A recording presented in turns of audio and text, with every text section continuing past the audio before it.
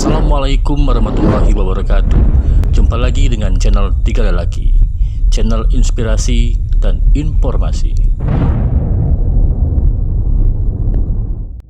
Jangan lupa like, subscribe, dan share channel kami, channel Tiga Lelaki.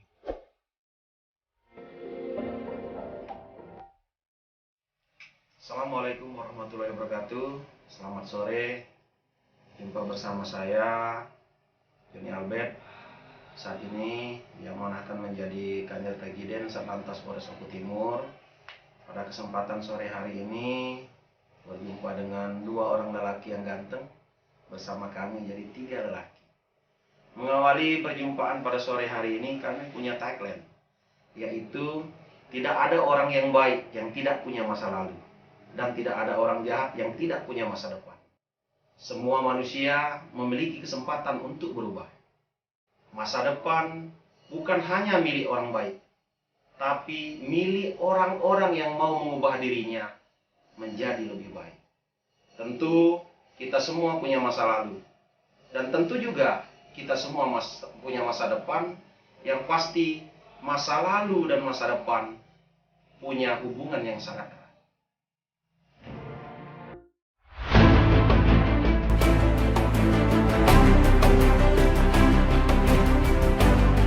Oke, Assalamualaikum warahmatullahi wabarakatuh, sahabat Tiga Lelaki. Saya kali ini ngobrol dengan Pak Joni Albert. Dia adalah kandidat presiden di Samsat Oku Timur. Yang kalau melihat dari perjalanan beliau yang cukup panjang, dari seorang polisi biasa yang kemudian bergelut di bidang bisnis, bisnis perkebunan, bisnis pertanian, dan juga bisnis di bidang-bidang lain ya. Dia punya sekolah taruna sendiri. Kemudian beliau juga punya radio yang memang luar biasa. Dan sekarang beliau ada di Oku Timur. Beliau ini adalah putra Oku Timur juga sebenarnya. Pak Albert, Pak, waktu dulu polisi memang lulusan dari mana? Dulu pertama kali masuk polisi di? Ya, jadi kebetulan Bang Anas, dulu saya sebenarnya sama mungkin dengan teman-teman Anas lain. Saya itu merupakan alumni Bintara Polri. Gelombang kedua tahun 2004, saya pendidikan di Betung, dan waktu itu penempatan pertama saya itu di Oku Selatan. Kemudian di Oku Selatan lebih kurang 12 tahun, dan saat ini karena memang program Polri itu tour of area, tour of duty, saat ini saya ke Oku Timur. Kembali lagi ke Bang Anas tadi ke kampung halaman. Kampung halaman. Nah, itu. Saya pengetahuan saya beliau ini banyak bisnisnya. Bergerak baik beliau pertama untuk membuka sekolah taruna. Inspirasi pertama kali membuat sekolah taruna itu apa nih, Pak? Jadi begini, Bang Anas. Sebenarnya saya dulu kan sekolahnya dari kampung. Saya dulu sekolah di SD, SMP dan SMA 1 Campang 3 di Kecamatan Cempaka Oku Timur. Dan saat itu saya ingat waktu ada Prapon tahun 2004, saya kebetulan salah satu yang ditunjuk untuk mewakili Oku waktu itu, Kabupaten Oku. Saya sehingga waktu itu melanjutkan pendidikan di SMA 15, SMA atlet di sana. Nah, dari awal itulah kenapa saya terinspirasi untuk membuat sekolah. Kebetulan ibu saya, bapak saya merupakan guru. Dan mereka berdua ini lebih kurang 32 tahun mengabdi menjadi guru di kampung halaman saya. Dari awal itulah menjadi inspirasi saya bahwa guru itu adalah pahlawan tanda jasa. Dan saya yakin amal guru lah yang mungkin buat kami, saya 10 bersaudara, dan alhamdulillah saat ini kami bisa bekerja ya dari karena guru. Awal itulah inspirasi saya untuk membuat sekolah.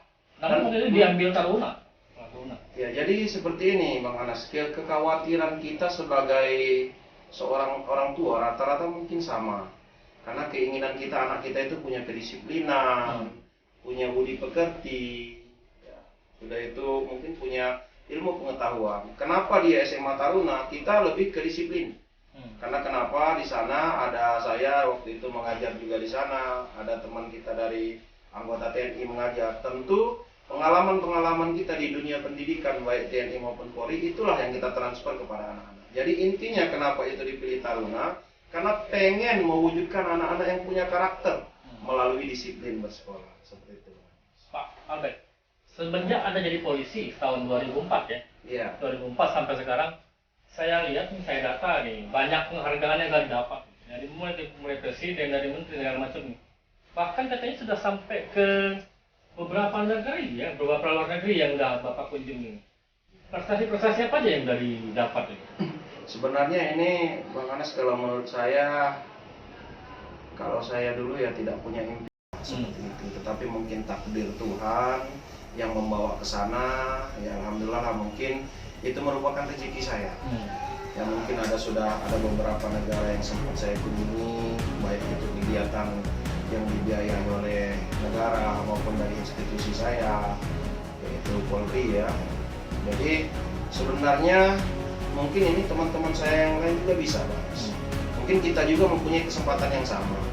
Tetapi memang waktu itu saya itu banyak bergelut di bidang pendidikan. Seperti waktu itu saya ngajar paskibraka, bergelut di patroli keamanan sekolah. Ya, dan yang pasti juga waktu itu saya bergelut di beberapa bidang organisasi. Termasuklah kegiatan pramuka. Sehingga dari pramuka itulah membawa saya mengikuti Jambore ASEAN. Dan ketemu dengan Presiden Jokowi. Ya, waktu itu Jambore Dunia. Ya, World Scout Jambore yang ada di Jepang. Waktu itu kebetulan saya menjadi ISD, jadi panitia internasional. Kegiatannya di Yamaguchi. Waktu itu saya dikirim dari kita perwakilan Indonesia, yang alhamdulillah kegiatan itu bisa berjalan dengan baik. Waktu di Lombok Timur sebelumnya tuh di mana nih Pak? Di sini. Dinas saya waktu itu menjadi KBO Bimas. Ya, bimbingan masyarakat. Tapi kalau saya buat tagline, Bimas itu bukan bimbingan masyarakat. Bila ingin masuk surga.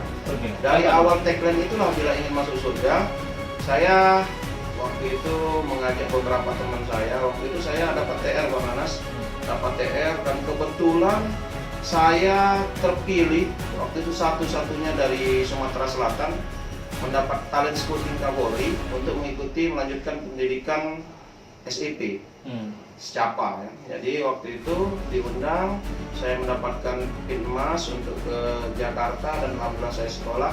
Dari awal itulah saya pengen waktu itu share to care, berbagi dengan teman-teman saya yang mudah-mudahan mereka mempunyai kesempatan yang sama. Sehingga ada beberapa program yang kami lakukan, seperti waktu itu ada Dimas Pioner yang sampai saat ini masih berjalan, yaitu budidaya semangka. Orang-orang mantan-mantan narapidana kita rangkul, yang dulunya mungkin dianggap orang sampah masyarakat, kita ajak mereka berkebun, dan alhamdulillah di Oku Timur sampai saat ini itu tetap berjalan.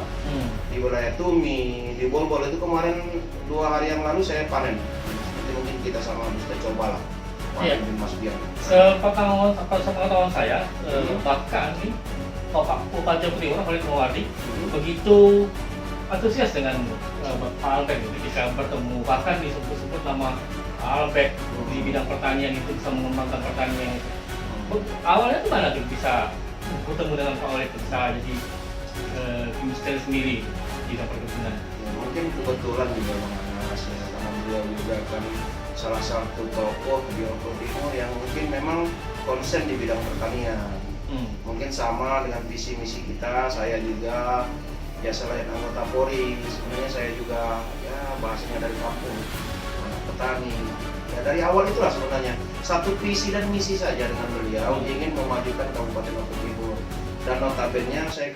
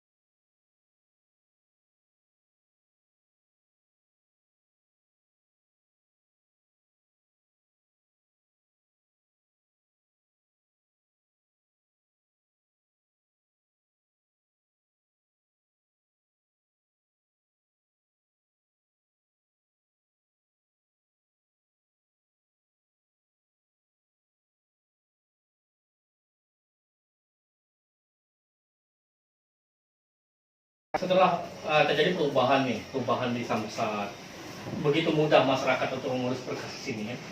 Impian apa lagi sebenarnya yang Bapak ingin wujudkan lagi untuk terutama untuk pelayanan masyarakat di bidang kendaraan ini? Iya. Kalau saya, I have dream, Bang Anas.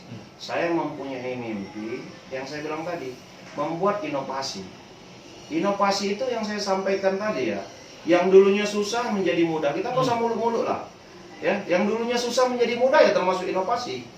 Yang kedulunya mungkin tidak bisa diakses orang, ya sekarang udah bisa diakses orang, itu termasuk juga inovasi. Ya, yang dulunya kuno mungkin, ya sekarang kita zaman now kata anak-anak sekarang, ya itu juga termasuk inovasi menurut saya. Sehingga kalau saya sedikit-sedikit saja lah, apa yang memang menyentuh kepada masyarakat. Kita tidak usah muluk-muluk mau buat A, buat B, ya kita benahi dulu dari diri kita. Kalau saya seperti itu, jadi kalau saya tidak bermimpi mau A, kita mengikuti air saja. Seperti air yang mengalir, tetapi kalau menurut saya, Bang Anas, ya kita lihat dulu mana yang menjadi permasalahan. Misalnya nih, mandek di bidang tempat atau sumber daya manusia. Kalau kata orang itu, Bang Anas, kita yang menjadi kendala itu sering pertama sekali mungkin karena sumber daya manusianya. Yang kedua mungkin karena sarana prasarananya. Tetapi ini bisa juga kita hilangkan dengan apa? Dengan cara atau metode. Metode itulah yang bisa kita gunakan untuk merubah sistem itu. Kalau kita bicara sumber daya manusia, ya sekarang sumber daya manusia kita udah seperti ini. Kita mau bicarakan masalah dana, masalah money, yang uangnya udah seperti ini, nggak bisa kita. Apalagi kita sekarang otonomi yang sifatnya sudah diatur di bidang perencanaan. Seperti kita mau mengubah ini, tidak serta-merta Bang Anas. Harus kita ajukan dulu. Ya makanya saya mempunyai inovasi itu yang menurut saya yang simpel-simpel aja. Kayak kemarin yang mudah, sehingga ya mungkin saya Bang Anas, saya sisihkan gaji saya sedikit ya. Mungkin teman-teman juga ingin berimpak membuat organisasi di Samsat ini lebih bagus. Why not? Seperti itu. Jadi merubah sesuatu sistem itu memang dari diri kita sendiri, dari hati kita sendiri. Iya. Memang kata orang, ada saya sering membaca tagline lah ya. Jadi kalau saya bisa berkata seperti ini Bang Anas, saya mengutip ada salah satu orang yang hebat lah. Jadi dia ini hampir meninggal dunia. Di saat dia mau meninggal dunia itu, dia teringat masa lalu dia. Dia ini bercita-cita ingin merubah dunia, tetapi tidak berhasil. Lalu dia bercita-cita ingin merubah mungkin pekerjaan di sekitar dia, itu juga tidak berhasil. Dia ingin merubah keluarganya, ini juga tidak berhasil. Jadi apa yang ingin kita ubah ini? Ya diri kita sendiri dulu lah kita ubah, agar menjadi orang-orang yang lebih baik, orang-orang yang mungkin lebih profesional. Nah, seperti itu Bang. Satu lagi, terakhir kemarin beberapa bulan yang lalu, Pak Albert Kapolres dan satu stafnya lagi itu mendapat penghargaan dari gubernur sebagai duta literasi. Itu keliling sampai bawa buku, bawa mobil yang dimodifikasi, bawa buku keliling desa-desa. Sebenarnya tujuannya apa sih Pak? Jadi seperti ini Bang Anas ya. Di masa pandemi COVID-19 ini, kita lihat anak-anak kita ini berharap ya, mengharapkan bantuan kita semua, bukan hanya kami. Kalau kami itu sebenarnya sekedar pilot project, mungkin kalau saya lihat itu ya sekecil lah sumbangsi kami. Tetapi yang benar dirasakan oleh dunia pendidikan, oleh anak-anak kita seperti itu kan. Mereka ingin bahwa kayak kami Polri ini dekat dengan mereka. Dengan apa? Kita memberikan pelayanan yang terbaik. Makanya kemarin kebetulan waktu itu ada kendaraan, saya lapor kepada pimpinan saya, Pak Kapolres, Pak Kasat ya. Mohon izin Bapak, kita membuat program ini atas petunjuk beliau lah.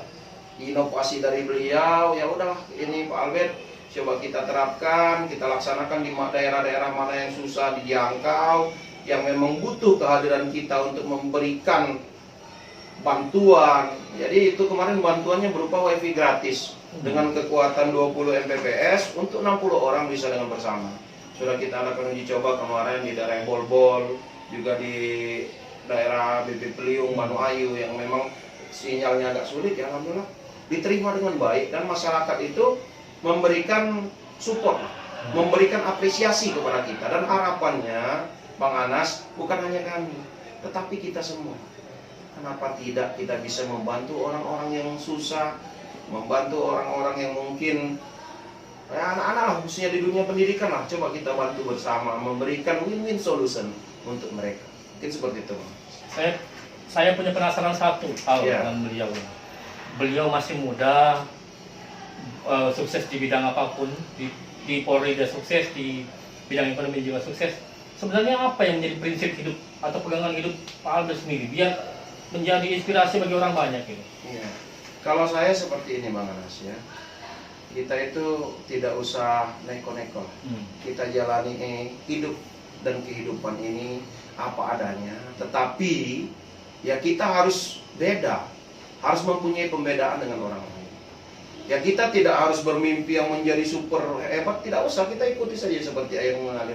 Tetapi di setiap detik-detik perjalanan kita harus semua berpikir untuk kemajuan kita. Kalau saya berpikir, saya bilang itu kita membutuhkan perencanaan. Jadi kalau saya, Bang Anas, di dalam kehidupan saya sudah saya atur. Jadi waktu di umur 20 sampai 30, saya mencari jati diri. Kemana jati diri saya? Umur 20 sampai 30. 30. Umur 30 sampai ke umur 40 menentukan jati diri. Saya tentukan nih jati diri saya. Dan saat ini saya sudah menjadi anggota Polri, saya harus seperti ini. Saat ini fase itu yang saya jalani. Dan yang terakhir, di umur 40 sampai 50 menikmati apa yang sudah kita raih tadi. Karena Bang Anas, umur Nabi Muhammad aja 63 tahun. Kita nggak tahu umur kita panjang atau pendek. Ilahi Robbi yang menentukan. Ya, saya bilang sering saya sampaikan dengan teman-teman, tidak ada kesempurnaan yang hakiki. Karena kesempurnaan yang hakiki itu milik Ilahi Robbi. Nah, itu. Ya itu sahabat tiga laki yang ngobrol asik dengan beliau, seorang polisi muda, sukses di mana-mana pun dia punya bisnis ekonomi dan sekolah pendidikan juga dia berkecimpung di situ. Dan banyak penghargaan yang beliau dapat dari presiden maupun dari organisasi-organisasi lain. Kemudian juga orangnya hebat lah, sukses lah. Sekarang punya banyak inovasi yang dilakukannya untuk perubahan terutama di lingkungan kerja sendiri. Ya itu tadi ngobrol dengan beliau, Pak Joni Albert. Terima kasih atas perhatiannya semua. Nanti jumpa lagi di acara tiga laki berikutnya. Terima kasih Pak. Assalamualaikum warahmatullahi wabarakatuh. Bravo tiga laki.